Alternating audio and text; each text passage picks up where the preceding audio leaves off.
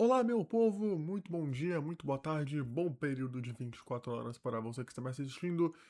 Seja bem-vindo a mais um vídeo aqui do canal. Caso você seja novo, é, seja bem-vindo, acompanhe o vídeo, veja se você vai gostar do conteúdo. Aqui, canal para a gente analisar ativos do mercado financeiro com viés de estudo mesmo, buy and hold, etc, etc. Tem mais detalhes no meu vídeo de introdução, mas não vamos enrolar hoje. Hoje eu quero que o vídeo seja curto, tomara que esse vídeo seja o mais curto do canal. Vamos fazer uma análise boa e aprofundada, mas ao mesmo tempo de preferência de não mais de 1 hora e meia, de, como vocês já viram, Lopes Brasil. Inclusive, nesse exato momento, vou ampliar aqui a câmera. Obrigado. É. Bem, a Lopes Brasil, eu acho que é uma empresa que. Eu acho que ficou um pouco grande a webcam, peraí. Quem sabe faz ao vivo, né, bicho? Quem sabe faz ao vivo. Pronto, acho que agora tá bom. Bem, para quem. Vamos agora, né, falar da Lopes Brasil. Para quem não conhece a Lopes Brasil, acho que talvez muitos conheçam por fora da Bolsa de Valores, né? A Lopes Brasil é uma empresa que trabalha muito. Ela trabalha no mercado imobiliário, lógico, né? Mas ela atua principalmente com a intermediação de compra e venda de imóveis, especialmente no mercado primário e secundário. Ou seja, sabe, quer dizer, não sei se esse é o cenário, um cenário comum para a grande maioria das pessoas, que eu sei que não, e nem para mim. Mas quando você vai comprar um imóvel, você não compra ele simplesmente e acabou. Você tem um corretor ali no meio, que é filiado, empregado, enfim, que seja de uma empresa. E essa empresa geralmente é uma Lopes Brasil da vida, etc. É aquela empresa que tem o corretor de imóveis e que faz essa intermediação para compra e venda de imóveis, tanto no mercado primário, que é quando o empreendimento sai, aí a Lopes Brasil é procurada, por exemplo, por uma direcional, por alguma construtora dessas da vida, para vender os imóveis, ou seja, tanto no mercado primário, que é isso que eu falei, quanto no mercado secundário, que é quando você já tem um imóvel, você quer vender o seu imóvel, precisa de algum corretor, você procura o Lopes Brasil, eles fazem essa intermediação e cobram uma corretagem sobre o valor do imóvel, certo? Então, a Lopes Brasil é basicamente uma empresa do mercado imobiliário que atua na intermediação, né, de imóveis, tanto no mercado primário quanto secundário, né, ali através da corretagem, né, dos corretores de imóveis. E eles atuam, nessa frente eles atuam de duas formas, tanto nas operações próprias, em que é a própria Lopes Brasil com a empresa matriz que faz essa intermediação, quanto também através de corretoras franqueadas que, né, enviam royalties para a Lopes Brasil Matriz. Mas um outro ponto também, que muita gente não leva em consideração, é que desde 2007, 2009, mas principalmente nos últimos anos, tem se tornado principal o negócio da Crede Pronto, que é uma subsidiária, quer dizer, não é uma subsidiária, é uma joint venture, né? Eu digo subsidiária porque não é o core business, então é como se fosse uma empresa acessória, mas a gente vai ver que não é muito acessória, porque é grande parte do resultado hoje da empresa.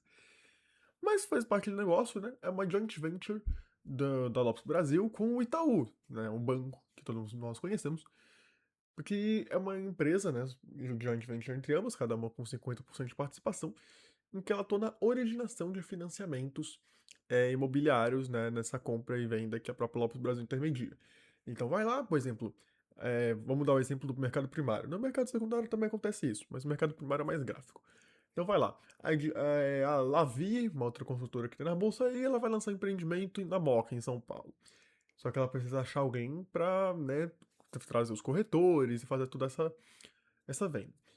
Aí eles vão lá, procuram o Lopes Brasil aceita e vão lá, né, disponibilizam seus corretores para fazer a venda desses imóveis.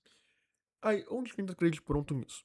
Quando a Lopes Brasil faz a venda, ela faz a venda desse imóvel para um cliente X, para um comprador X, ela oferece, além desse serviço de corretagem que o cliente vai pagar pela taxa de corretagem, ela também oferece, né, como um adicional, uma possibilidade de financiamento para o cliente junto a ela própria. Então, em vez do cliente ir lá, por exemplo, putz, vou comprar um imóvel, aí eu vou ter que falar com o corretor e vou ter que ir lá no Bradesco para fazer o financiamento. No caso do Lopes Brasil, ela ofereceria já esse financiamento dentro do próprio pacote ali você já compra o imóvel, paga a taxa de corretagem, já origina o financiamento ali mesmo. E aí, a Crede Pronto geraria receita a partir de uma comissão, se eu não me engano, é 1% sobre o valor total do imóvel, e também a partir dos juros, né, do financiamento, logicamente. Enfim. E aí essa é uma joint venture que hoje compõe a grande maioria do resultado total da Lopes Brasil, como a gente vai ver, uma empresa que mudou bastante com o tempo. Mas basicamente, como eu resumi em duas linhas aqui no roteiro do vídeo, que sempre está na descrição do vídeo, a Lopes Brasil é uma empresa que atua no mercado imobiliário, né, resumindo, atuando na intermediação, corretagem de imóveis, mercado primário e secundário, via operações próprias e de franqueados, além de originação de financiamento com a joint venture com o Itaú, da Cred. Pronto, certo? Com essa introduçãozinha feita, primeiro que você já tem um pouquinho de spoiler do que eu achei da empresa, mas tem um ponto muito interessante sobre ela, tá? Que a gente vai debater mais tarde. Mas mas uma coisa que também chama muito atenção, né? Se vocês prestarem atenção, talvez já tenham pensado duas coisas. Primeiro, se vocês prestarem atenção um pouco na tela, isso aqui já chama atenção. Uma empresa de market cap muito baixo, né? 200 milhões de market cap é nada, né? Basicamente. É uma empresa que vale muito pouco na nossa bolsa de valores, uma micro cap, sei lá, nem sei qual seria a qualificação ideal, é mais precisa. Então essa é uma coisa que chama atenção e isso vai implicar em algumas coisas posteriormente. Quer dizer, acho que vai ser a próxima coisa que eu vou mostrar, mas enfim. E a segunda coisa que se vocês prestarem atenção no que eu falei, talvez vocês já tenham percebido, é que essa é uma empresa cíclica, né? Já dá pra perceber. Porque ela é uma empresa que, eu não coloquei isso no início do roteirinho, mas ela é líder nesse setor de intermediação de imóveis e corretagem e tal. Ela é líder nacional, tanto em volume intermediado como em volume financiado. Então, ela é uma empresa que está bastante exposta ao ciclo do mercado imobiliário e por conta disso, ela também é bastante cíclica, como nós vamos ver. Inclusive, nesse momento, atualizarei Pronto, atualizei o roteirinho para incluir líder para ficar mais claro. Mas enfim, aqui a gente já vê algumas informações, né? Vamos lá, novo mercado, enfim. A gente vai ver mais sobre isso posteriormente. Mas agora vamos lá para a empresa em si, né? Agora, sem essa tese inicial, vamos para a governança e os números. Uma coisa que já chama atenção na governança é que a governança é uma corporation, né? Porque não tem nenhum controlador, não tem um grupo de controladores, nem nada. Então, assim, o free float não é o mais alto, né? Não é o free float acima de 50%. Mas mesmo assim não existe um controlador que manda na empresa ou um acordo de acionistas que manda na empresa. Então, já é uma coisa interessante, né? Não tem um cara que simplesmente manda e desmanda na empresa, no que tange a posição acionária. O free float chama um pouco de atenção. Claro, como toda empresa do novo mercado tem 100% de tag along da OEN, e só tem ações OEN, né, ordinárias. Mas uma coisa que chama atenção é que o free float ele tem caído, né? Assim, o free float já chegou a ser mais baixo, né, que em 2013, mas ele chegou a aumentar, chegou a 56% em 2019, e desde então caiu, chegando a 26% né, agora no ano de 2025, sendo que o mínimo do novo mercado é 25%, né? Então, isso é uma coisa que, se essa tendência de queda continuar e ficar abaixo de 25%, é pra ficar atento ao que vai acontecer, mas por enquanto tá no limite ali basicamente no limite, né, do mínimo do free float do novo mercado. Isso em si não é uma coisa necessariamente ruim, mas se ela começar a ficar abaixo dos 25% recorrentemente, mostra que a empresa não está ligando muito para essa regra do novo mercado, então talvez esse seja um sinal ruim de governança, mas só se acontecer. Por enquanto, segue o jogo, tá? E aí a gente vai vendo as coisas, certo?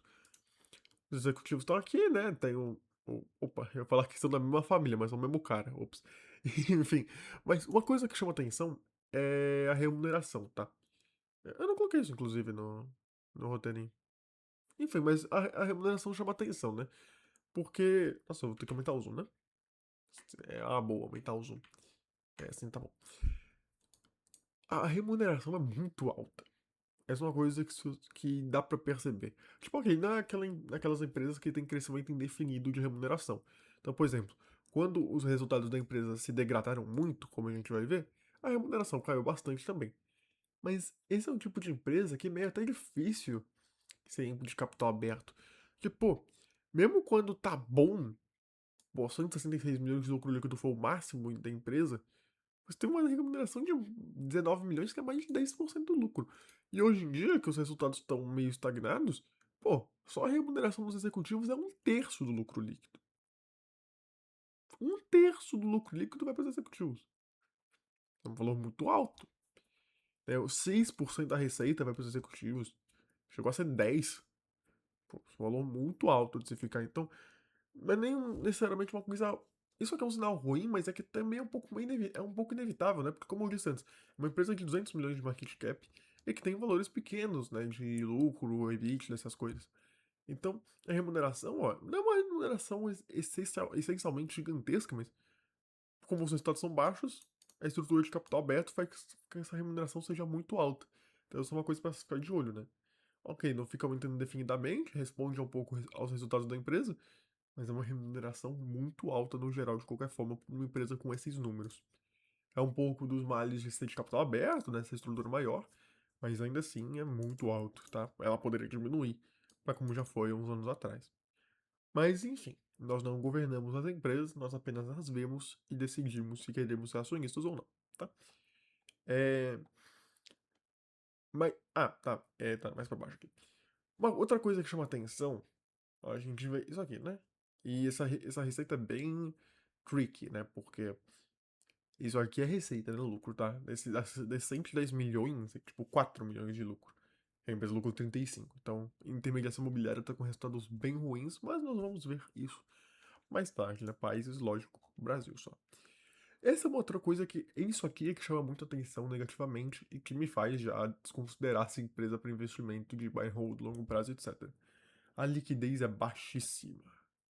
É muito baixa. Então, nos melhores dias que bate 1 milhão, sabe? Mas enquanto isso, na maioria dos dias fica aqui, ó, 200 mil, 300 mil, 200 mil, pô, chegou a ser 90 mil em um dia. É uma liquidez média, se você for pegar. É que não tem que média de volume financeiro, que eu acho melhor de se ver. Mas ainda assim, tipo, ó 36 mil aqui, ó, 36, 100 mil, pô, 60 mil, 50 mil, 100 mil, 400 mil, 1 milhão, tá, ok. Mas ó, olha isso aqui, ó. Tudo 100, 200 mil, ó, 30 mil, 50 mil, 70 mil. É uma liquidez muito baixa. Até aumentou recentemente, né, para algo mais próximo de 300 mil. Talvez a empresa tenha contratado algum fumador de mercado, né, para ter aumentado bem, mas ainda assim, 200, 300 mil é muito baixo, tá?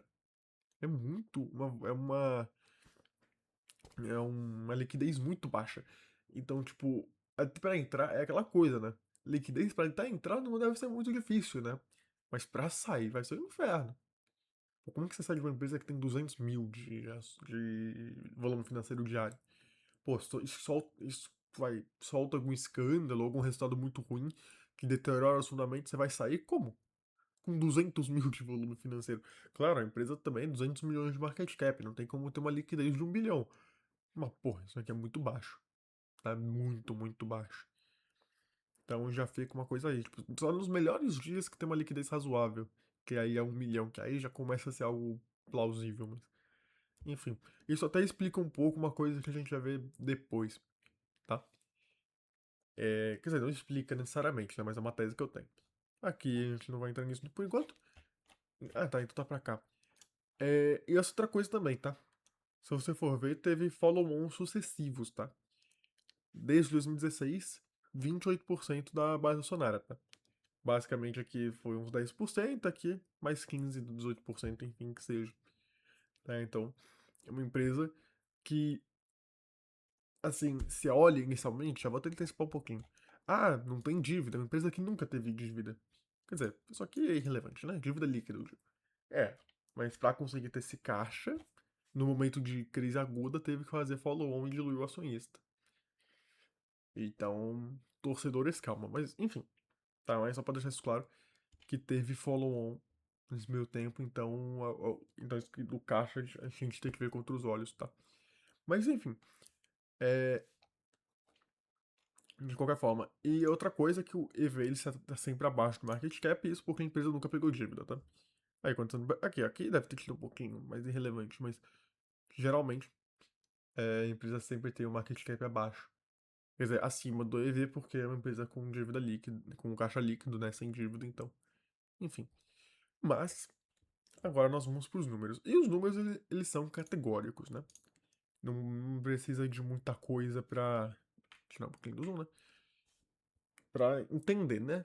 Só pra essa curva de receita aqui. Tem gráfico, né? Só esse gráfico de receita aqui já diz tudo.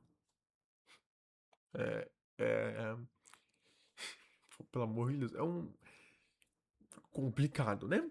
Isso é de receita. EBITDA, então, mais ainda. Lucro líquido. Ó.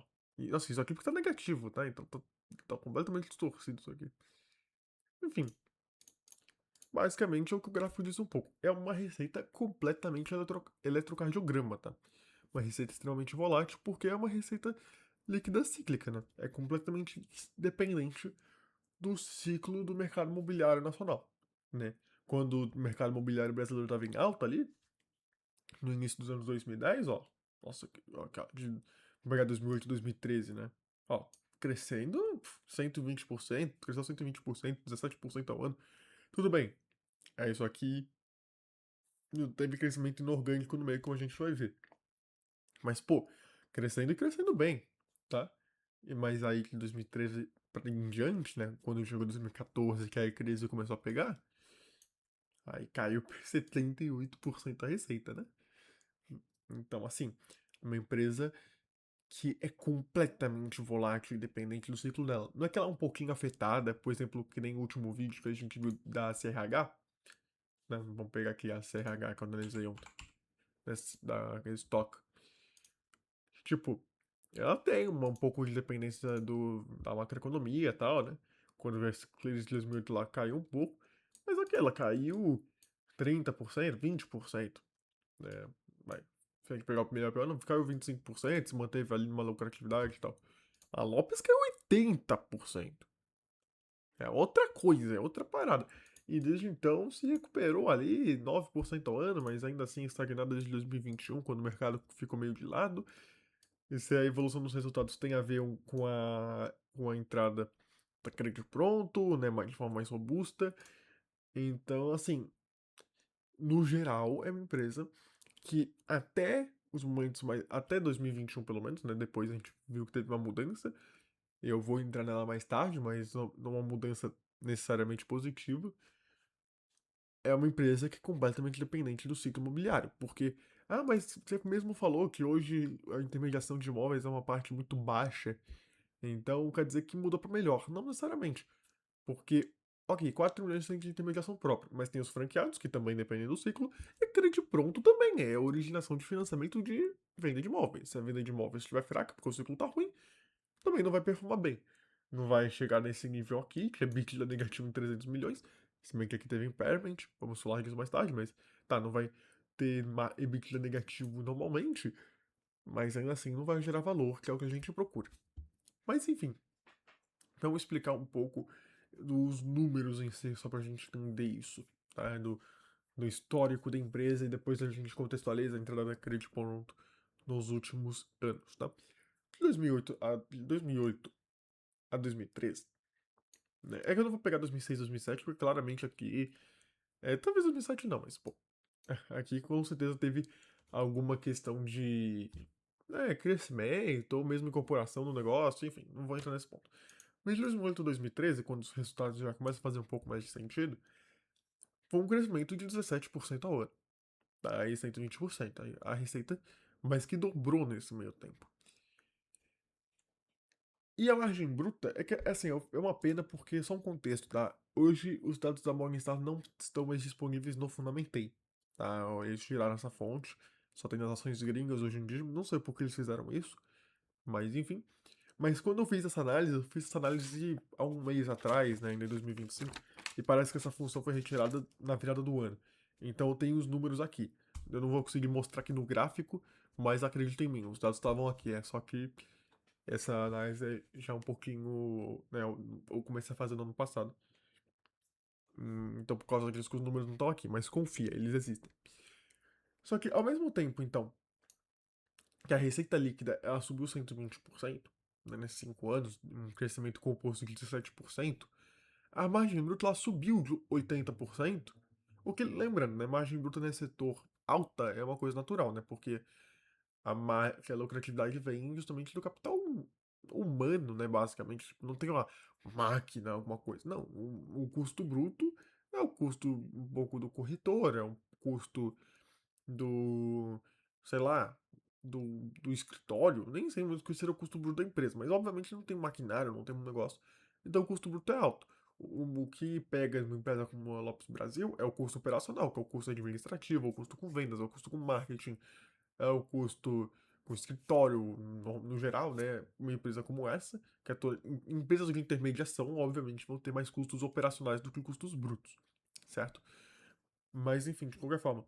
Só que enquanto a receita líquida ela subiu 120%, o lucro bruto subiu acima disso.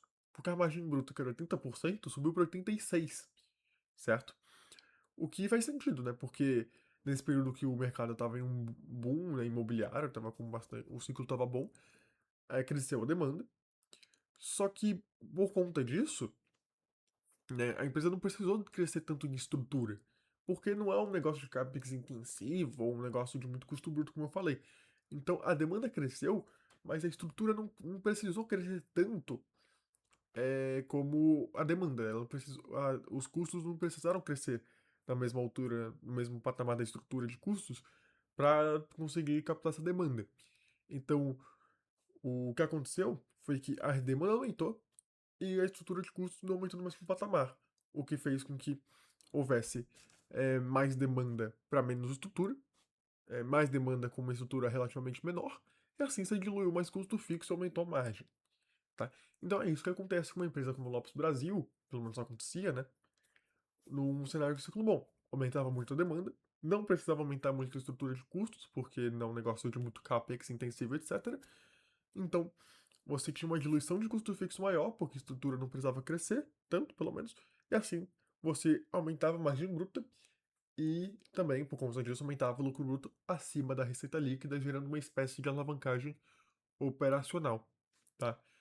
Porque, como diz o próprio roteirinho, no ciclo bom, quando acontece um ciclo bom para uma empresa como essa, você expande suas operações, né, que é demonstrado na receita líquida, a nível maior do que os custos brutos e operacionais, e ainda assim a receita cresce a uma base, não só cresce mais, mas cresce a uma base maior. Então as margens sobem e você gera valor, porque a demanda cresceu e os custos cresceram, só que menos, e ainda assim cresceram a uma base menor. Então a demanda adicional cresce muito mais e o que cresce muito mais ainda passa líquido, passa direto pro lucro líquido, né? Passa direto pro EBITDA, né? Enfim, tanto que de 2000, quando você pega aqui, ó, né, o de 2009, aqui teve EBITDA negativo, não sei por quê. Mas, ó, dobrou aqui também, aumentou bem, aqui nem tá uma base de comparação muito boa. Mas basicamente é isso. Aqui teve uma queda de margem líquida, aí, sinceramente, eu não sei explicar o porquê, mas basicamente é isso, tá? Pelo menos no lucro bruto será bem visível, aqui no lucro... Ah, tá, não, eu sei explicar por quê, tá? A gente vai entrar nisso depois. Que teve muita aquisição. Aí, obviamente, vai ter one-time costs, preparação de sinergias, enfim. Mas é isso que acontece no ciclo bom. Você expande as operações, ao nível maior que os custos, margem sobe e gera esse valor no ciclo, né? Com boa parte do crescimento passando limpo por EBITDA, né? Porque o lucro bruto naquele período subiu 244 milhões, enquanto os custos operacionais subiram apenas 91. Então, esses 244 subiu isso, e dos 244, só 91 foram cortados foram é, cortados, não viraram lucro por causa dos custos operacionais.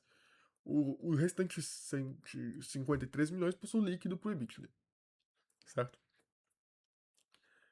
Enfim, só que essa receita líquida, é o que eu falei, né? Que eu ia falar agora. Essa receita líquida não subiu apenas por crescimento orgânico, tá? A receita nesse período, porque eu falei, tem a operação de franqueados. Só que a operação de franqueados, ela surgiu a partir de 2016, convenientemente, como a gente vai ver mais tarde. Mas antes, a empresa não tinha essa tese de crescimento. A tese de crescimento da Lopes Brasil até os meados de 2013 era por crescimento inorgânico com aquisição de empresas. Então ela não fazia essa estratégia de franqueados em que ela cobra royalties e tal. Não. Com essa demanda crescente, esse maior lucro por causa do ciclo bom, ela gerava caixa né? E com essa geração de caixa, ela comprava outras corretoras, outras intermediadoras de imóveis, como a própria Lopes Brasil. Então, por exemplo, ela atua muito em São Paulo e Rio, a Lopes Brasil. Só que aí ela ia na corretora de imóveis, né, intermediadora, enfim, chama como quiser, líder no Ceará e comprava a empresa, né? Essa era a estratégia de crescimento dela. Então, essa receita líquida subiu de 2008 a 2013 também impulsionada por isso, tá? Mas essa tese de crescimento inorgânico via caixa líquida, né? A empresa nunca se endividou. Ela fez isso, ela gerava caixa, aumentava o caixa e, como você pode ver aqui, né?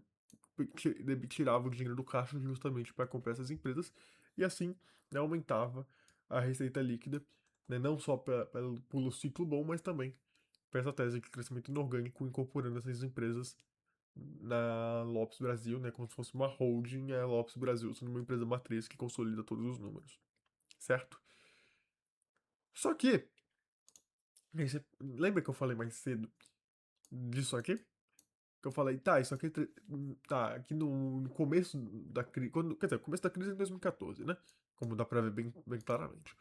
Mas isso aqui, mesmo que seja um bom representante, um bom representante do que é um cenário de ciclo ruim para uma empresa cíclica como a Lopes Brasil.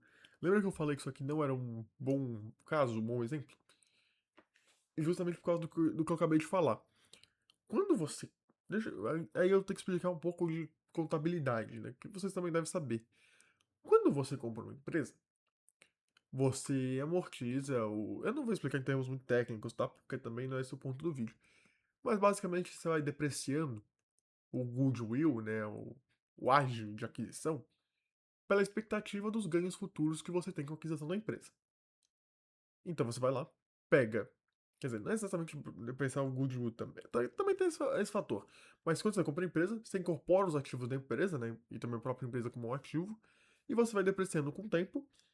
É, e os ativos são contabilizados também. Eu não sei explicar muito bem porque eu não sou de ciências contábeis. Mas você vai fazendo tudo esse esquema de depreciar esses ativos das empresas que você comprou e tudo, a empresa em si, goodwill, enfim, etc.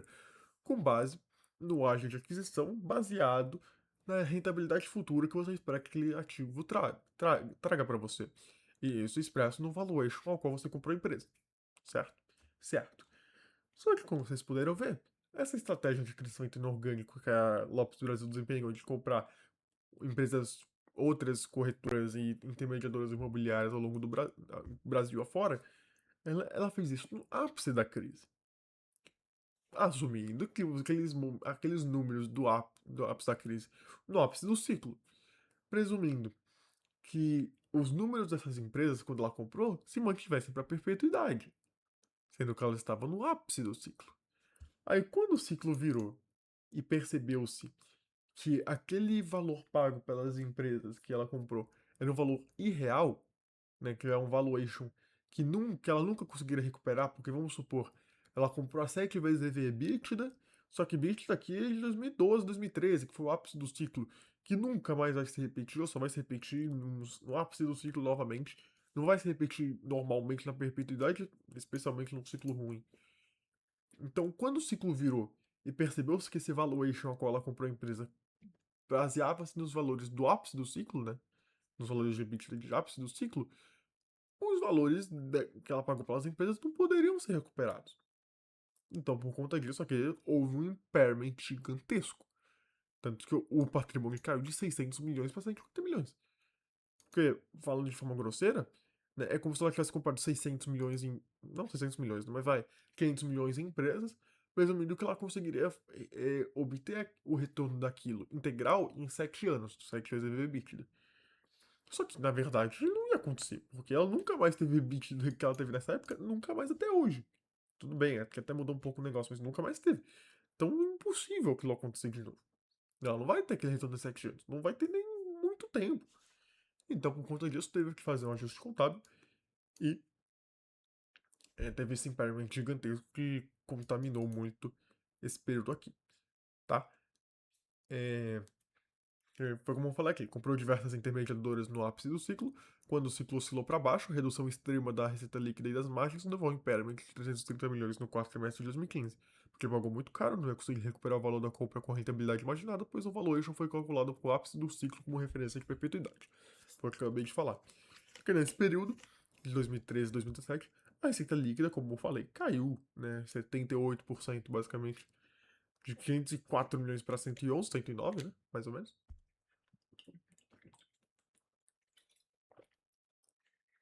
E a margem bruta se deteriorou bem. Foi de, lembra que foi de 80 para 86% no ápice do ciclo? Agora que o ciclo virou para baixo, né, a margem bruta se deteriorou de 86% para 72%.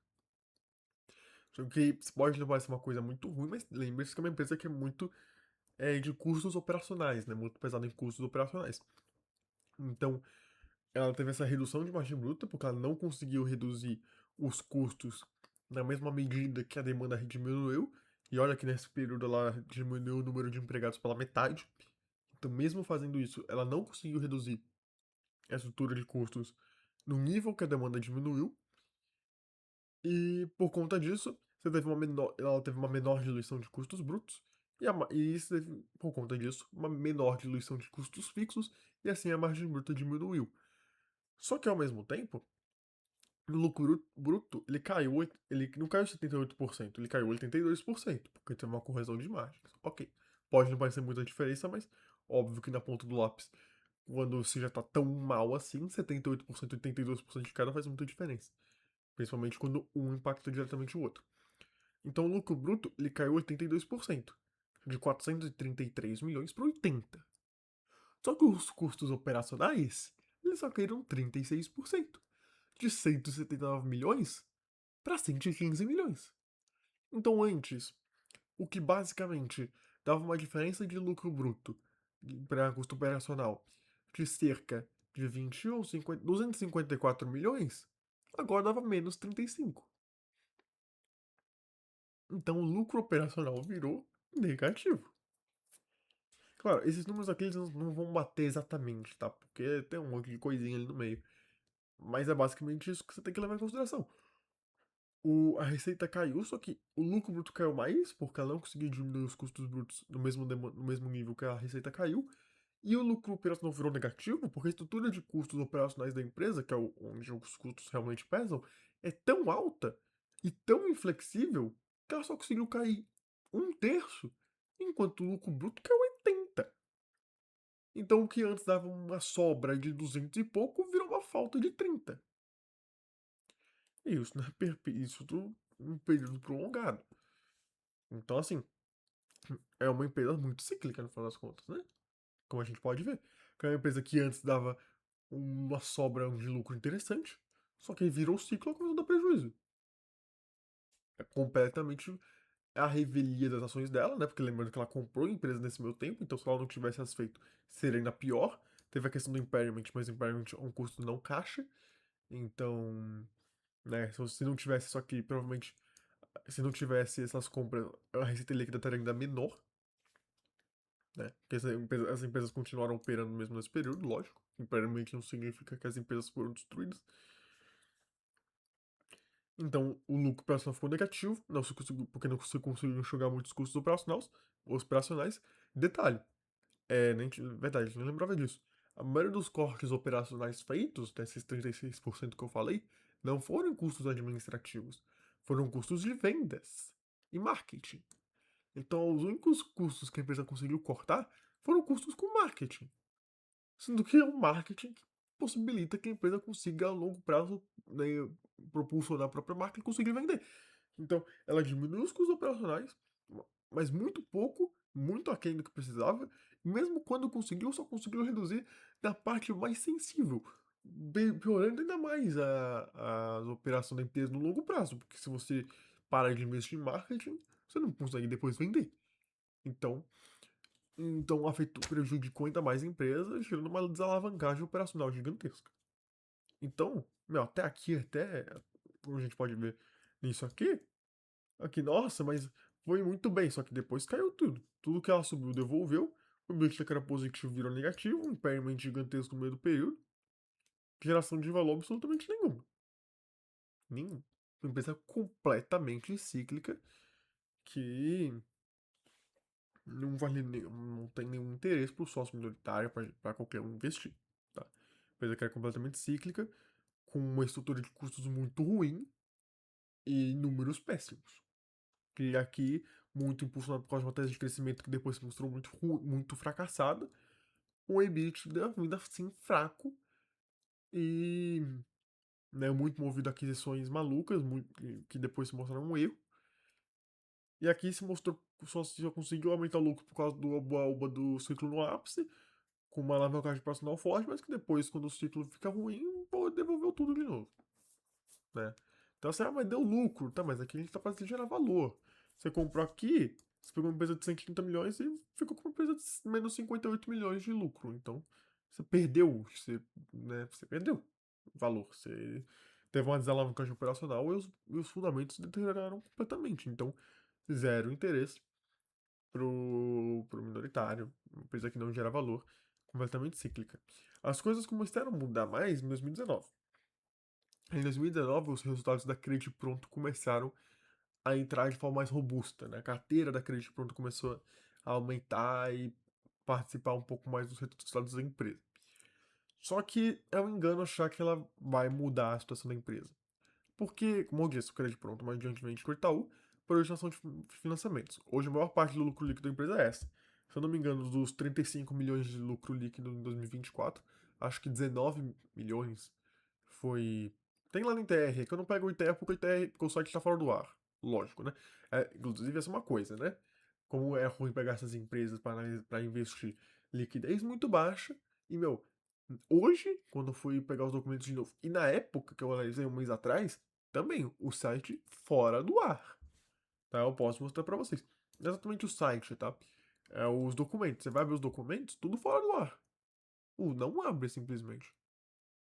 Tipo, você vai pegar aqui, ó, vamos pegar a central de resultados. Só falta ter voltado nesses últimos. Nossa, o site todo bugado, inclusive, né? Excelente.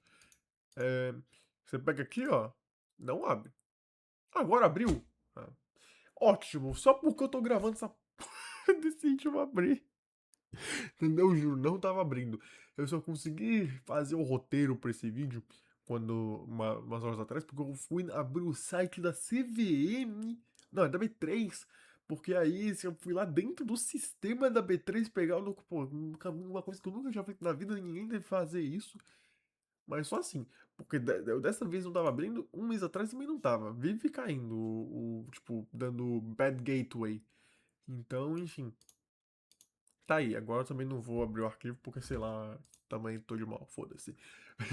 Mas também que eu não lembro qual dos documentos era, porque eu abri numa interface completamente aleatória, eu tive que abrir o Microsoft Edge no sistema da B3 pra conseguir abrir. Mas enfim, dos 35 milhões, 2024, se eu não me engano, 19 milhões eram da Crédito Pronto, né? Porque 19 milhões dos 35 milhões de lucro líquido da Lopes Brasil, 19 milhões eram por causa da Cred Pronto, aí 12 milhões de franquia e 4 milhões próprio. 19 mais 2 mais 4, 6, 3, tá certo. Era algo desse tipo. Então, bem, já explica um pouco como funciona. Ah, tá. E só pra falar, apesar do lucro da Cred Pronto entrar, ser a partir da comissão e de juros, os juros não entram direto como resultado financeiro, não, tá? Eles entram como receita líquida. O lucro líquido da Cred Pronto entra como receita líquida da Lopes Brasil, tá? Não entra como equivalência patrimonial, não entra como resultado financeiro, entra como receita líquida, tá? Só que você pode falar, nossa, então vai virar meio que um banco, então vai melhorar muito todos os problemas que a gente falou de ciclicidade, operação ruim, tudo vai melhorar. Não, tá bem longe disso, na verdade. Porque se você for pegar os balanços. Primeiro que o balanço é péssimo, tá? O press release, perdão. É péssimo da Lopes Brasil. E é muito pouco. Tipo, eles dão muito poucos detalhes. Vamos abrir aqui de novo. Vai, vamos abrir. Vamos dar uma chance, vai. Estou de mau humor hoje, apesar de eu falar que eu estava de mal 2 segundos atrás. Mas vamos lá. Vamos pegar o ano fechado de 2024, que é onde pra ter os dados mais completos. Tipo, é muito pouco. Tipo, é só um monte de. Se você for pegar, é pouca coisa que eles explicam. Aqui tá bom. Só que, tipo, se você for ver, a grande maioria é essa tabela. Tipo, ó, lucro líquido, é duas linhas. O resto é tudo tabela. Parece muito, tipo, quando você olha aqui, né, eu passando, você pode até falar, nossa, mas tem bastante coisa. Mas, meu, se você tirar as tabelas, dá 3 páginas de texto no máximo. E o maior exemplo que eu ia dar disso é o resultado da Crédito Pronto. É a grande maioria do lucro líquido hoje da empresa e é isso aqui. É uma página em que eles não explicam porcaria nenhuma direito. Eles só falam, é só tipo um monte de estatística. Isso, tipo, sem contextualização de como é muito, muito ruim entender, tá? Mas basicamente, enfim. Tá, isso aqui é trimestral. Tá, por isso que não tava batendo. Mas basicamente, depois, pra você não ter que condenar vocês a ficar lendo essas páginas da Crédito Pronto que não dizem nada, eu fiz uma pesquisa mais profunda. E basicamente, nossa, então a Crédito Pronto vai explodir, porque, pô, é uma operação meio bancária, né? É bem mais resiliente do que intermediação de imóveis, ok, concordo. Mas muito melhor, não vai ser cíclico e tal. Não, porque lembra-se que eu falei, a Crédito Pronto ela atua, ela ganha dinheiro na comissão de vendas e a partir dos juros dos financiamentos. Só que, a comissão é completamente cíclica, porque ela depende de como o mercado tá, de como tá o volume geral de lançamentos e etc. Depende de como tá o ciclo e como tá o mercado imobiliário. Se o mercado imobiliário tá aquecido, tem mais lançamento, mais comissão. Se não, não. Então essa frente de receita da Crédito Pronto é muito muito cíclica. A outra parte nem tanto, tá? Por exemplo, tanto que o ciclo imobiliário no Brasil tá meio de lado, né? Nos últimos 5 anos, não tá nem muito bom nem muito ruim. E a carteira da Credit Pronto tá crescendo bastante. Tá, tipo, crescendo papo de 50% ao ano. É uma coisa bem significativa. Hoje é 17 bilhões. Tipo, mas em 2020 era tipo 2 bilhões. Era, tipo, realmente. Não sei se era 2 bilhões, mas era um crescimento realmente muito considerável. Só que você fala, nossa, então isso vai levar a empresa pra frente, tipo. Isso é o que vai catapultar e vai fazer essa transformação da empresa. Só que não também. Porque quando você pega os resultados, essas páginas mal feitas, você vê que o resultado da Credit Pro está estagnado desde 2021, mesmo com o crescimento da carteira. Porque as comissões, primeiramente, elas estão estagnadas, porque o mercado está de lado, né? Tanto que o volume geral de lançamentos da Lopes Brasil, ela foi menor em 2025 do que em 2024. Mas mesmo com a carteira ela crescendo muito aceleradamente, como eu falei, ela não está conseguindo expandir a margem financeira. Então, só para exemplificar aqui com números hipotéticos. É como se, tipo, pô, hoje ela tem uma receita financeira de 2 bilhões e a despesa financeira de 1,6 bilhões. Então o spread é esses 400 milhões. Só que lá em 2020, sei lá, é como se a receita financeira fosse 600 milhões e a despesa financeira 200 milhões. Esse spread financeiro de 400 milhões, se eu não me engano, é isso mesmo. Óbvio que os outros valores são meio chutados, arbitrários, porque eu só tô dando exemplo. Mas esse spread tá o mesmo. A carteira tá crescendo, tá crescendo, tá crescendo, só que a receita financeira tá crescendo na mesma proporção da despesa. Mesmo com a carteira crescendo, as proporções de tudo crescendo. O spread tá o mesmo no número bruto, não no valor proporcional. No valor bruto. A empresa não tá conseguindo, né, acredito, pronto. Não sei se é uma estratégia de crescimento, não sei, porque a empresa não explica, né? É isso aqui. Tipo, você tá falando o saldo da carteira, conforme o PL ao lado, aqui, tipo, aumenta as despesas com comissões, X, tipo, é muito pouco transparente. Mas essa margem financeira aqui, ela tá estagnada. 377, 384 milhões, tipo, cresceu, vai 2% de 2023 para 2024. Só que aí você pega, ó, 2022, vamos lá. Então, eu vou mostrar aqui, ó. Ó como era. Nossa, era até maior, ó. 2021 foi 483 milhões. Em 2022, 414. E olha aqui. Receita financeira em 2021, 889, despesa financeira 406. Enquanto isso, em 2024, receita financeira 1.602 milhões, né? 1 milhão e 600. Despesa financeira 1 milhão e 200. A empresa não está conseguindo aumentar esse spread.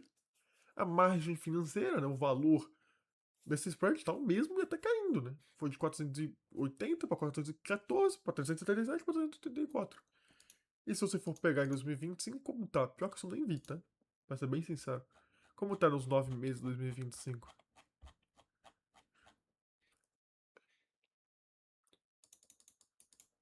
347. Ah, ainda tá parecendo melhor, né? É, porque no mês de 2024 é 232. Só que ao mesmo tempo, por quê? Depois não explica. Então, ok, parece que agora tá melhor, mas se tipo, manter esse ritmo vai pro mesmo nível de 2021, e como saber se isso aqui é definitivo ou não? Porque também, de certa forma, né? Tipo, ok, é muito focado pelo último trimestre, então talvez ele tenha uma recuperação considerável. Mas tá estagnado desde 2021, pode chegar no mesmo nível de 2021, talvez. Tipo, e aqui não explica o porquê, né? Fala que é restrição de funding e tal, mas não explica o porquê exatamente o margem financeira aumentou ou caiu. Então, assim, até tá com uma tendência de melhora que eu não tinha visto, eu admito. Mas, sabe, parece uma coisa. Parece que ela, a Credit Pronto também é, não consegue muito aumentar essa margem financeira. Parece que ela também depende um pouco do ciclo para conseguir aumentar a margem financeira, porque a carteira ela consegue aumentar mesmo fora do ciclo, mas parece que para aumentar a margem financeira ela vai depender do ciclo também. Só que aí quando o ciclo cair, será que ela vai conseguir manter essa margem financeira? Será que quando vai cair? E ter um mesmo efeito de como teve no período que a Lápis Brasil era muito focada em intermediação de imóveis, e isso compõe grande parte do resultado dela? É difícil saber. Assim, claro, como é uma operação financeira, é difícil imaginar que ela vai virar para prejuízo, como virou nesses tempos aqui, né? Como operação financeira, pô, é difícil você ver isso, mais difícil. Mas não assim, a gente não sabe. É uma, e mesmo assim, a gente já tá vendo que a grande pronto não é a melhor coisa do mundo. A carteira crescendo pra cacete, não tá conseguindo expandir a margem financeira, tá com um aparente ritmo de melhora nesse ano, mas a gente não sabe por quê, não sabe se vai sustentar muito. E mesmo assim, se aumentar, provavelmente vai chegar no mesmo nível de 2021, sendo que a carteira naquela época era muito menor. Então, por que ela não tá conseguindo aumentar a rentabilidade sobre essa carteira? Comissão tá de lado. Então, também parece um negócio um pouco cíclico, né? Então, difícil. Parece que também não é isso que vai salvar a empresa. Desde 2016, né, tem tido essa estratégia de tentar diversificar, né, tirando um pouco esse foco na intermediação de imóveis, que hoje a empresa basicamente já desistiu. A intermediação de operações de imóveis dela é muito ruim, tanto que é 4 milhões de lucro líquido, enquanto ela recebe só de royalties dos franqueados mais de 12 milhões, e o que isso mostra que, tipo, ou os franqueados ela adoram gastar dinheiro, jogar dinheiro fora, ou que ela é muito ruim, porque pô, ela tem uma estrutura gigantesca e tal, é um líder, e só consegue 4 milhões de lucro líquido.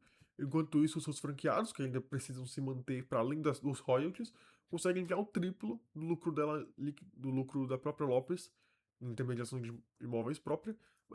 Os franqueados mandam um triplo disso em royalties, e aí não tem que sobrar para eles. Então, isso mostra que a operação própria da Lopes Brasil é muito ruim. Tem uma estrutura de custos muito alta, não sei, mas ela é muito ruim. E aí essa tentativa de diversificar a receita desde então é muito interessante, né?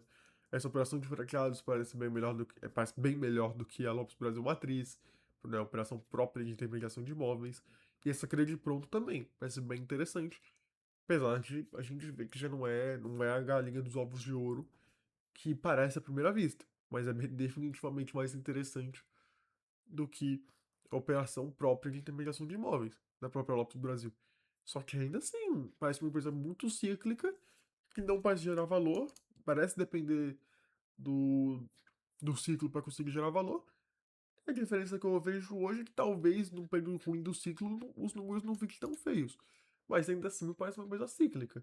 Que no momento ruim do ciclo talvez fique no 0 a 0, que a gente não viu, né? Um período de crise imobiliária nessa nova fase da empresa. Então me parece que por conta do crédito pronto ser um negócio mais resiliente do que a operação própria de intermediação de imóveis da Lopes Brasil, me parece que ela não vai negativo, vai ficar no prejuízo, mas talvez fique no 0 a 0 no break-even. E aí, quando o ciclo for bom, ela apresenta bons resultados, mas aí também aí vira uma empresa cíclica sem muito diferencial, que não gera valor no longo prazo e é puramente cíclica, só não vai ter um vale tão ruim como teve nessa última crise. Então, não me parece ser uma empresa muito interessante de qualquer jeito, mesmo com essa melhora. Tipo, é que antes era uma empresa que o vale, o ápice da crise destruía a empresa. Agora parece que talvez não destrua, mas ainda assim vai ser um resultado muito ruim e que vai continuar não gerando valor para empresa, para o acionista no longo prazo. Então, me parece que mesmo com essa melhorazinha, não tem motivo para entrar aqui, tá? Mas enfim, aí, bem, algumas coisas, né? O lucro líquido ele acaba sendo bastante impulsionado pelo resultado financeiro, né? Como uma empresa de caixa líquido nunca pegou dívida. Lembrando, no ápice da crise ela só conseguiu ficar com caixa positivo porque ela emitiu ações, tá? Né? Se você for ver, ó, quando que ela ficou? Ela ficou com caixa muito ruim em 2016 e 2018, né? Ó, e quando que ela emitiu ações?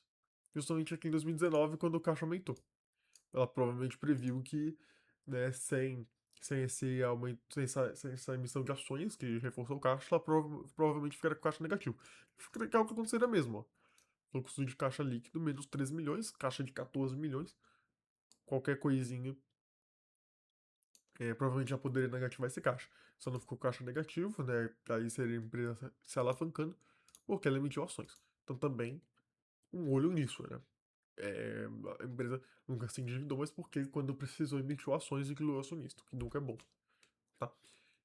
E mais lucro líquido ele é impulsionado por causa disso. Como a empresa, mesmo emitindo ações, ela tem caixa líquido positivo, ela tem um resultado financeiro positivo, né, acima por causa do rendimento do caixa. Claro, isso aqui não é só o rendimento do caixa, tem outras coisas, mas enfim. E por conta disso, isso impulsiona o lucro líquido, né? Porque, basicamente, o que ela gasta, não, de forma não caixa, né? Mas o que ela gasta de depreciação, amortização e impostos, ela consegue recuperar um pouco no resultado financeiro, né? Aqui nem tanto, mas se for pegar outros anos, parece um pouco mais, ó. Na verdade, nem tanto. Eu acho que talvez tenha pego muitos anos em 2021 para falar isso. Mas o EBITDA ele tende a ser um pouquinho mais próximo do lucro líquido que outras empresas, por exemplo. Pouco resultado financeiro é um valor positivo e assim acaba aproximando o EBITDA do lucro líquido por ter um valor positivo que contrabalanceia um outro valor negativo ou de impostos ou de depreciação e amortização, tá? Lembrando, essa depreciação e amortização da companhia, ela é muito superestimada, tá? Esse é um dos casos que a depreciação da companhia você basicamente pode desconsiderar e, e realmente tratar ela como plenamente reconciliável no fluxo de caixa. Porque se você for pegar o ITR, dos 291 milhões de ativos da companhia, que né, em 2024, 19 milhões depreciados e amortizados, 267 milhões dos 291 milhões dos ativos são ou marca, seja marca Lopes ou marca de alguns subsidiários, que é uma coisa completamente arbitrária, não arbitrária, né, porque segue padrões contábeis, normas contábeis, lógico, mas é uma coisa um pouco abstrata, que não custa caixa que vai precisar ser reposto de fato, necessariamente. E também tem muito carteira de clientes, que também tá, e software, que, ok, que é uns metade desses 267 milhões mais ou menos, é realmente uma coisa que você tem que depreciar amortizar, mas é uma depreciação também um pouco superestimada, né? Porque 20% de depreciação anual, aí se vai a uns 5 anos, não é porque a gente sabe que é composto, mas enfim, a depreciação anual é composta, então 5 anos você não vai depreciar 100%. Mas uma para ser mais fácil. O software não necessariamente vai durar só 5 anos, né? Tanto que tem muitas vezes, a grande maioria do tempo, o CAPEX ele é abaixo, né? A depreciação ela é abaixo da DIA. E olha que nesse período aqui ela tava com CAPEX de expansão forte para atuação virtual e tal. Então, ainda assim, uma depreciação e amortização bastante superestimada. Talvez não tanto, mas bem considerável superestimada, tá? Enfim. Caixa líquido via follow-on no ápice da crise, como eu falei, né? Quando o ciclo tava ruim, só não pegou dívida porque ela conseguiu emitir ações, assim, o caixa não negativou. Se não tivesse feito follow-on, caixa teria negativado e teria que ter se alavancado enfim, para viabilizar as operações da empresa. Também uma coisa que é muito ruim, né, é que ela pagou proventos mesmo no ápice da crise, tá? Se eu vou pegar aqui, ela não deixou de pagar proventos, e mesmo quando o fluxo de caixa livre era negativo, né? Então teve momentos em que, tipo, assim, por causa do pagamento de provento, o fluxo de caixa livre ficou negativo e, tipo, ou seja, a empresa tava numa situação muito ruim, tava com prejuízo, tava com fluxo de caixa operacional negativo e ainda assim a empresa pagou proventos, que é bem complicado, né? Às vezes paga proventos acima da FCL e tal, tal, tal. Então, bem ruim essa situação, né? Assim, ok, nos últimos anos não tem sido muito esse o caso, mas, pô, isso aqui não é uma coisa saudável, né? Não é saudável você ter pagamento de proventos mesmo com fluxo de caixa livre negativo. Porque você tá basicamente se alavancando. Então, nesse caso, nem se alavancando, você tá consumindo caixa para pagar o acionista. Sendo que por conta desse pagamento do acionista que você fez, sem ter o dinheiro para tal, depois teve que diluir ele. Então qual o propósito de você pagar o acionista para depois diluir ele? Por conta do pagamento que você fez para esse, teve que diluir ele depois. Não faz muito sentido. Então, meio ruinzinho, tá? E, enfim, esses são basicamente os números, tá? Como a gente viu, de negócio nada interessante, tá? Mas aí você deve estar falando assim, nossa, tá bom. Então por que a nota do Fundamental é 3.4 estrelas? Lembrando, nota de usuário não quer dizer nada, tá? Muitas vezes esse ranking é um pouquinho de popularidade, tal, tal, tal. Aí você me pergunta, pô, se essa empresa é tão ruim, como eu falei, né? Minha opinião é que ela é bem fraca, tá? Não tem muito interesse. Por que ela só tem. Que ela tem três, mesmo com uma quantidade de votos relativamente baixa, mas também não ínfima, como ela tem 3.4 estrelas com uma nota teoricamente mediana, né? Será que o pessoal tá maluco? Podia ser, né? Não seria a primeira vez, né? Que o pessoal hype uma coisa que não tem que ser hypada e tal. Mas será que tem alguma coisa aqui? E eu acho que tem, tá? Por causa de uma coisa específica que eu vou falar no final da tese, tá? Mas ok, agora que a gente já viu os números um pouco do que a empresa faz, para conseguir contextualizar os números e ver que essa empresa não tem nada de muito interessante, vamos falar da tese dela, né? Quais seriam os pontos que fariam ela ser uma vencedora, né? E que validaria os números da empresa para ela ser uma empresa boa, que a gente já viu que não é muito caso. Mas qual seria a história da empresa?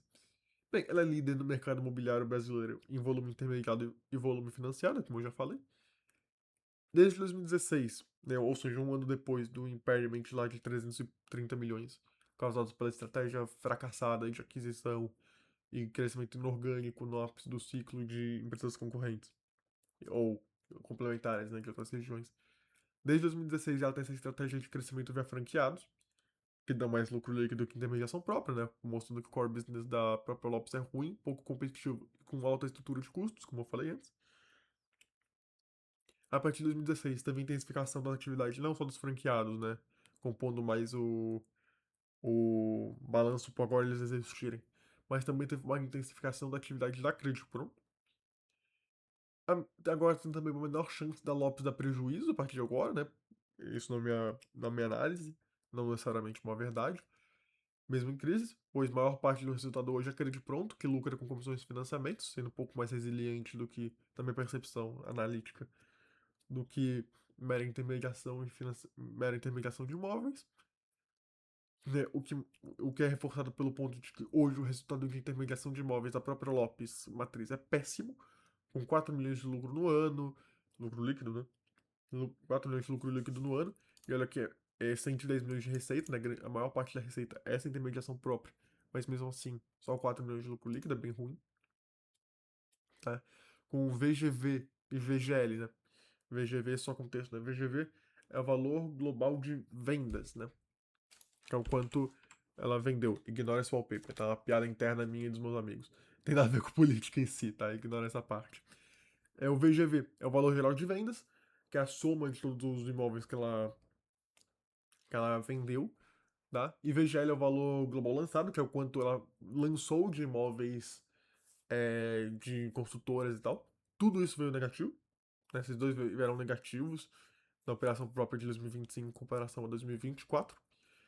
É, números péssimos, esses números estão péssimos, e olha que o ciclo nem tá embaixo no pior momento. Não tá no melhor, mas também não tá no pior momento, e mesmo assim os números estão bem ruins e negativos. tá? O que mostra uma deterioração dessa atividade mesmo quando o ciclo não está tão ruim. Então, se fosse como antigamente, que o negócio era basicamente só esse, a empresa estaria horrorosa.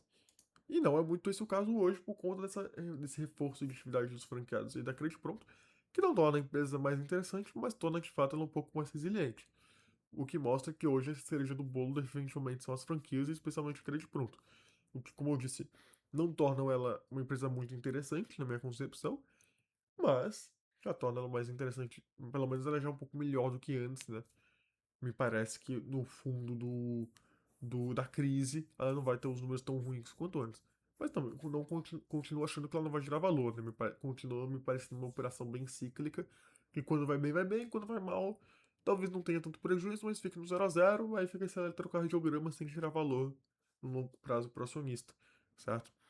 De reforçado por essa perspectiva preocupante da Credit Pronto, né? Que mesmo aumentando muito a carteira, ela não consegue aumentar muito a margem financeira, né? Quer dizer, não consegue aumentar a margem financeira, né? Tá estagnado desde 2021. Teve um princípio de melhorar nesses 9 meses de 2025, mas a gente não sabe se essa é uma coisa vai se sustentar por longo prazo, né? Se é aumento da margem financeira, ou se é uma coisa excepcional, e se mesmo assim vai ficar num valor vai ficar num valor razoável, né? Me parece que talvez. Nossa, aumentou a margem financeira, mas fica no mesmo nível que era em 2021, que foi quando ele começou a cair e estagnou em 2023 e 2024, né? Então, nossa, aumentou, mas ficou no nível de 2021. Tá, foi de lado que nem o ciclo, então. Enfim. E a última coisa, essa proposta de one-stop shop imobiliário com financiamentos, né? Que você vai lá, procura o cara da Lopes, o cara te mostra o imóvel, faz a intermediação para você, que faz a corretagem para você e também já propõe o financiamento tudo num pacote só. Que seria uma das propostas da empresa, mas isso não necessariamente se mostra muito na prática, tá? Aí você fala, tá, Fernando, ok, se é essa a tese, por que que acabou a tese, né? Um momento para beber aguinha. Você pode estar me perguntando, beleza, então, mas por que então tá com 3,4 estrelas aqui? É o pessoal só ficando maluco? Poderia ser. Mas eu não acho que seja o caso, tá? Lembra, talvez alguns talvez já tenham percebido os olhos mais atentos na tela. Mas, vocês lembram, né? Uma empresa de 224 milhões de market cap. Se você desconsiderar o caixa, de 88 milhões, você chega a um EV de 136 milhões. Então, o enterprise value da empresa é 136 milhões de reais. É como se o negócio estivesse avaliado a 136 milhões de reais. Só que ela gera 68 milhões de EBITDA. Ou seja, ela, ela tá basicamente a duas vezes EV EBITDA. Não, mas a EBITDA provoca geração de caixa, não necessariamente, tem DIA e tal. Tá, vamos pegar então o fluxo de caixa. O fluxo de caixa livre da empresa tem 50 milhões de reais. Que é o fluxo de caixa já descontado do CAPEX. Então, 50 milhões de reais, tudo bem, é um valor que é maior do que os últimos tempos, mas é porque estava muito ruim e tal. Aqui é um contexto mais de crescimento, mas. E aqui, ok, teve um crescimento, mas é porque aqui talvez teve alguns outros gastos. Mas enfim, esses 50 milhões é um valor que dá para considerar sustentável e que talvez ele se permaneça um pouco na perpetuidade. Tipo, não parece esses 50 milhões não me parece um valor que é excepcionalmente alto, certo? Então, pô, se você pegar só o fluxo de caixa livre, né, que já é o fluxo de caixa que pode ser usado para pagar dividendo, porque já é o fluxo de caixa da empresa é descontado do CAPEX. Pô, isso é 2,5 vezes EV fluxo de caixa livre. Se a empresa pega todo o fluxo de caixa livre, que ela pode fazer o que ela quiser, e distribui para o acionista, que é uma coisa tranquila, porque você já descontou o CAPEX, já fez toda a reconciliação possível, meu, é 2,5 vezes esse fluxo de caixa pra ela pagar para o acionista todo o valor da empresa. É como se, na prática, se ela pegasse todo esse fluxo de caixa livre e pagasse para o acionista, o que não teria nenhum problema de novo, porque já é o fluxo de caixa tudo reconciliado, descontado do CAPEX, que recompõe depreciação, amortização e etc., é como se fosse um dividend yield de 40%. De novo, eu não sou o cara que eu proponho compra porque a empresa barata. Eu não odeio empresa barata, oportunidade. De termo de gente que não sabe o que tá fazendo, que não sabe analisar o fundamento da empresa. Mas, nesse caso, me parece que talvez seja um exemplo de uma empresa que tá com o valuation tão amassado, mas tão amassado, que talvez esteja chamando. Por isso que as pessoas talvez estejam dando uma nota mais ok. Porque é uma empresa boa? Não. Para longo prazo é uma empresa boa? Não. A gente já chegou a essa conclusão aqui. Mas não parece ser uma empresa que tá com perspectivas de, no curto prazo, piorar a operação ou o ciclo piorar. Pelo contrário, as perspectivas de médio prazo, que são os ciclos de mercado imobiliário no Brasil, talvez até melhore um pouquinho. Não tem perspectiva das coisas piorarem ou da gente estar no ápice de um ciclo. Perspectiva, da minha percepção, posso estar enganado, claro, é que talvez as coisas até melhorem um pouco ou continuem de lado. E mesmo assim, ou seja, não tem uma perspectiva de muito piora do cenário imobiliário brasileiro, que a Lopes continua muito dependente. Mas mesmo assim, a empresa está no valuation em que é 2,5 vezes fluxo de caixa livre pelo EV. Sabe? É um valor que, tipo, 40%. Claro, que por market cap aí é uns 5, 20% de dividendo de yield, vai. Mas assim, por conta de ser uma microcap, ter uma liquidez muito baixa, talvez esteja acontecendo um cenário em que, como os grandes players não consigam entrar e o mercado não dê muita atenção, o mercado esteja batendo muito, acaba ignorando um pouco essa empresa e batendo muito no valuation. E assim, uma empresa de 130 milhões de EV tem um fluxo de caixa livre por ano de 50 milhões. Então, assim, de novo, eu continuo achando uma empresa ruim, que é uma empresa com uma liquidez muito baixa, então para entrar é fácil, para sair é difícil, se as coisas piorarem, vai ser difícil sair da empresa. É uma empresa que não é uma empresa boa pro longo prazo, me parece que continua uma empresa cíclica, que depende muito do ciclo, não é uma empresa que gera valor para acionista, é uma empresa que vai continuar eletrocardiograma na minha percepção.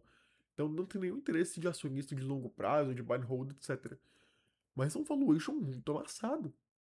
É um valuation 2,5 vezes EV por fluxo de caixa livre, basicamente, né? Por EV EBITDA é 2. É um valor muito baixo.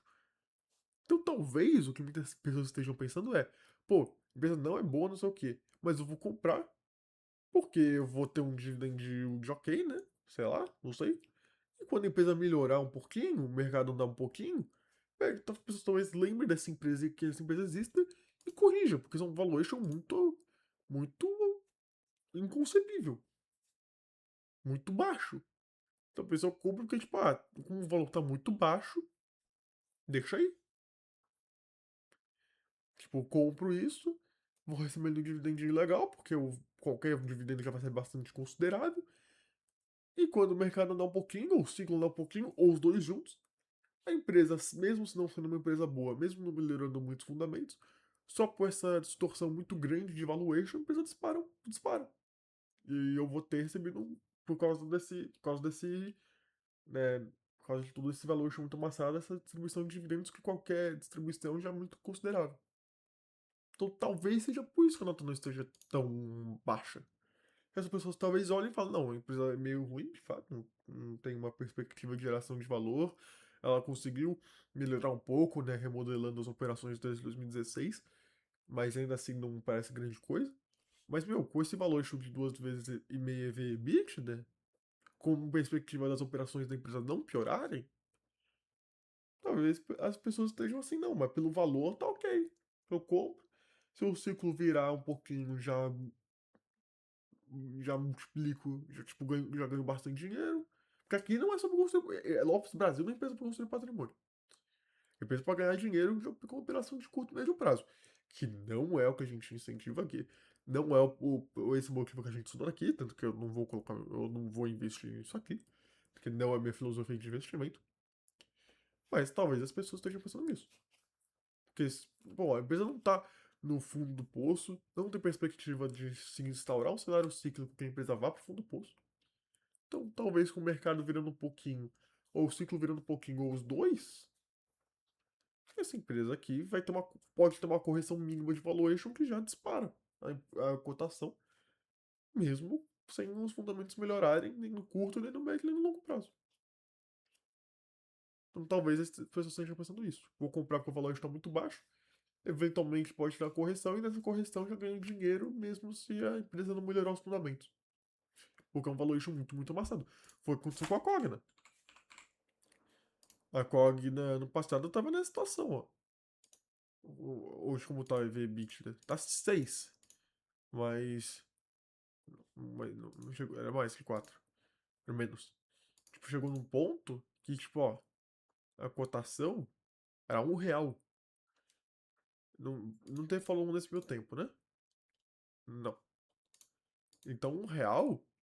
Vai, R$ 1 no final de 2024, vai. R$ 1 no final de 2024. Hoje tá quanto? 3,67. Então você vai dividir isso aqui por 3,67. Era 2 bilhões de market cap. Nossa, o EBITDA era 1. É, tá, ok. É, tipo, era 1, vai 2 vezes EV EBITDA, talvez, que na época no resultado de 2023. E aí, tipo, o mercado nem melhorou, os fundamentos da empresa nem melhoraram tanto, mas teve uma mínima correção, e o que era R$ 1 virou 4. As pessoas talvez estejam pensando que é que com GOG é um pouco mais fácil a correção acontecer, né? Porque é uma empresa com uma liquidez boa, e que é mais vista pelo mercado. Lopes Brasil não é muito esse o caso. Mas talvez as pessoas estejam vendo isso. Pô, Lopes Brasil pode melhorar um pouquinho com o ciclo, o mercado pode melhorar um pouquinho, junto esses dois. Pode acontecer o que aconteceu com o Cogna, porque realmente o valuation da Lopes Brasil tá muito amassado. Então essa é uma coisa interessante para quem já aceita um pouco uma tese de investimento baseada em valuation, quando é um caso muito extremo assim, talvez valha a pena. De novo, não é o que eu recomendo, eu não invisto com base nisso, tanto que eu não vou comprar Lopes Brasil por causa disso, porque liquidez muito baixa, não só um negócio ruim, mas a governança não me parece muito boa, porque a liquidez é muito baixa, tá? Então assim, eu faço o canal aqui pra gente analisar os ativos do mercado financeiro, né, os ativos de renda variável, visando construção de patrimônio pro longo prazo com viés de buy and hold, né, encontrar negócios vencedores que vão gerar valor e tal. Por conta disso, né, eu não vou investir no Lopes Brasil porque vai contra os meus princípios de investimento, tá? Mesmo que pareça uma barganha e realmente não parece muito, tipo, porque tem a pessoa que, não, oportunidade, barganha, e, tipo, geralmente é só propaganda e coisa de guru. Aqui realmente parece uma situação de que, pô, o valuation tá muito distorcido, tá muito amassado por alguma coisa que não dá muito pra entender quando você considera os fundamentos da empresa. A empresa é ruim, ok. A empresa é cíclica, que não gera valor no longo prazo, ok. Mas não tem a perspectiva da empresa piorar muito, sabe? O mercado, por conta dessa liquidez muito baixa, talvez esteja penalizando demais a empresa no seu valuation. Então, talvez seja um cenário que realmente não é uma empresa barata. Não, uma empresa que está com valor junto amassado e talvez você possa aproveitar isso. Talvez, porque eu posso estar errado, eu posso estar desconsiderando alguma coisa na minha análise que influencia esse valuation, lógico. Mas talvez seja esse o caso. De novo, não é o propósito do canal investir para isso. O propósito é construir patrimônio por longo prazo com viés de mind hold, com negócios vencedores que geram valor no longo prazo, tanto que eu não vou fazer uma operação dessa. Mas, para quem já é um pouco mais aberto a isso, tem uma filosofia de investimento diferente, dá para ficar de olho, né? Talvez seja uma coisa, talvez seja uma tese de investimento que não seja propagandística de guru de oportunidade e tal. Oportunidade na bolsa não existe, né? Mas talvez seja uma questão de distorção do valuation, né? Muito amassado, que talvez, para quem seja um pouco mais aberto a essas teses de investimento, talvez seja interessante se analisar. Então fica aí uma reflexão para um estudo mais profundo, para quem quiser entender por que talvez o valor esteja tão amassado, será que tem alguma outra coisa, será que é realmente uma distorção de mercado, aí fica aí. Mas talvez esse seja o motivo do porquê a nota do Fundamentei não esteja tão baixa, né? As pessoas também talvez estejam vendo isso. Pode não ser isso, pode ser só hype, pode ser pessoas que talvez não tenham entendido muito o negócio, mas pode ser esse o caso também, né? Mas então fica isso aí, né, que esse valuation tá tão bizarramente baixo para uma empresa que gera caixa, mesmo que não muito, que não tem dívida mesmo, que a troco de follow e que tá no momento e que tá em momento desfavorável do ciclo, ou seja, tendências de não piorar muito no curto prazo, mesmo que a empresa seja por longo prazo ruim, talvez seja um valuation muito amassado e vale a pena acompanhar para ver como esse valuation vai se desenvolver e ver se realmente é um cenário de distorção tão grande de mercado por conta da baixa liquidez, que não tão baixa, mas ainda assim baixa. Talvez, para quem tiver mais aberto a operações como essa, talvez faça uma operação como essa se achar que vale a pena e que é recomendável. Como eu disse, não é o que eu vou fazer, não porque não é o tipo de investimento que vai de acordo com os meus princípios. Mas para quem já está um pouco mais aberto a isso e quiser pesquisar um pouco mais para ver se realmente talvez esse possa ser o caso de fazer uma operação como essa, fica aí uma boa lição de casa, tá? Realmente parece um valuation bem amassado. Mas, por longo prazo, não tem o que ver aqui. É um negócio que não gera valor, continua muito cíclico, mesmo com essa melhora recente, tá? Então, por isso que eu mantenho minhas 2 estrelas. É uma empresa cíclica, que não tem muito diferencial. Melhorou nos últimos tempos, mas é porque estava muito ruim. O negócio da matriz é horroroso. E melhorou um pouco a adição da crédito e dos franqueados, mas ainda assim, muito ruim. Não tem geração de valor no longo prazo, por causa de tudo que a gente já falou aqui. Talvez por conta do crédito pronto ser bem resiliente e compor a maioria dos resultados do lucro líquido da empresa. Talvez isso mostre que num cenário de crise aguda a empresa não vai piorar tanto como piorou da última vez, em que a tese de crescimento no orgânico fracassou miseravelmente e a intermediação por operação própria foi tão ruim, mas tão ruim que foi um prejuízo e nunca mais se recuperou, né? Tá com um lucro líquido ridículo agora. Então talvez não chegue nesse mesmo nível de deterioração das margens da rentabilidade, mas ainda assim vai continuar sendo uma empresa, na minha percepção, que no ciclo vai bem e no ciclo, quando estiver na crise vai muito mal e talvez não vire prejuízo, mas fique no 0 a 0 e fique nesse eletrocardiograma eterno, demonstrando que não tem geração de valor para acionista no longo prazo, com base nos fundamentos da empresa, né? Do tipo, é só uma empresa ruim, com negócios cíclicos, que, ok, estão ali sem geração de valor para acionista. Certo? Então é isso. Gostaria de. Ops. Gostaria de agradecer vocês por me assistirem até aqui. Agradeço de coração por terem me visto até aqui, toda essa minha análise. Comentem o que vocês acharam, né? Comentem com insights que vocês podem ter tido, né? Alguma sugestão, algum comentário, algum insight. Aqui, o espaço dos comentários é um espaço aberto para vocês comentarem, desde que de forma clara, educada e respeitosa, acerca da empresa, acerca do que vocês viram, acerca de críticas, sugestões, enfim. Fiquem à vontade, curtem, compartilhem, façam o que vocês quiserem. Espero que vocês tenham gostado do conteúdo. Se esse for o caso, espero ver vocês em mais vídeos por aqui. Muito obrigado por me virem até aqui, por me virem até aqui. Bom período de 24 horas e até mais.